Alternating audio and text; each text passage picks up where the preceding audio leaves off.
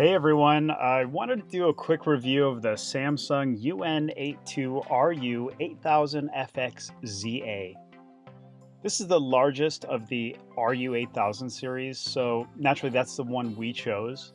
I've been looking for quality reviews of this model and the size specifically, but it's been a little hard to come by. There are a few reviews for the smaller models, but none that I could find for the 82-inch. We bought this TV at Fry's a few weeks ago. They were able to give us a great deal, so we made the purchase as somewhat of an impulse buy based on the canned footage they were running on the TV in the store, the price they were willing to give it to us for, and the research I'd done online ahead of time. Currently, this TV retails for $2,699.99 on the Samsung site, which is a reduction of $500 off the original MSRP of $3,199.99. But further discounts aside, this is a great price right off the bat and definitely well worth a purchase if you're looking for a great deal on a huge TV with great picture quality. Just a few things I thought might be useful to point out now that I've been using the TV for a bit. First, I was surprised by the level of glare on the screen. For context, I've been strictly on projectors for the past 15 years, and in fact, this is the first TV I've ever purchased in my life. No joke. My expectations were high coming from the world of projectors, where you really need a dark room in order to view anything. With all the research I'd done comparing LED to OLED, I thought for sure this would blow out any glare since LEDs tend to be brighter than OLED displays. Compared to a projector, this obviously performs much better when it comes to daylight visibility. And keep in mind, we live in a westward-facing apartment with lots of windows, so the level of direct light coming in couldn't be worse for watching anything during the day. We also don't have blackout curtains, but when we close the blinds, it does become somewhat acceptable. If you live in a darker space, this won't be an issue for you, but don't expect this, or any TV for that matter, to combat glare completely.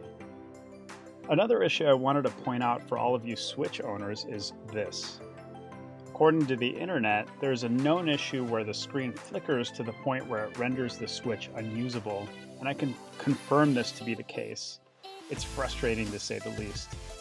I noticed this happens consistently when browsing the online store on the Switch, but can't find a way to stop the problem. One forum suggests users plug only the Switch in, and that would fix it. It seems to have worked for some people, but I unfortunately can't do that since I need to have my 5.1 surround system plugged in via the eARC port. I have found that turning on game mode stops the flickering on startup screens, and when you're in the Switch's main menu. But that doesn't work for the online store. To browse for new games, I have to physically undock the Switch and use it in handheld mode, which is pretty annoying. Aside from these 2 points, this is an amazing TV, especially coming from a 1080p projector.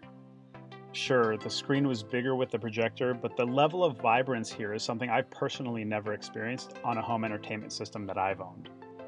4K content looks amazing, but be sure to turn off the auto smoothing feature unless you're a fan of the soap opera effect. I personally find it undesirable, so it's off on my unit. We do notice during dark scenes, especially closing credits, you really notice the hot spots. This TV is edge lit, so it's nearly impossible to get consistent coverage across the gigantic display. This is a minor issue in my opinion and shouldn't dissuade you from considering it, given where prices are at compared to OLEDs. The design of the TV couldn't be simpler. Although we don't mount our TV, I love how the power cable routes through the TV's housing itself. It's just a neat feature that feels well considered and thoughtful.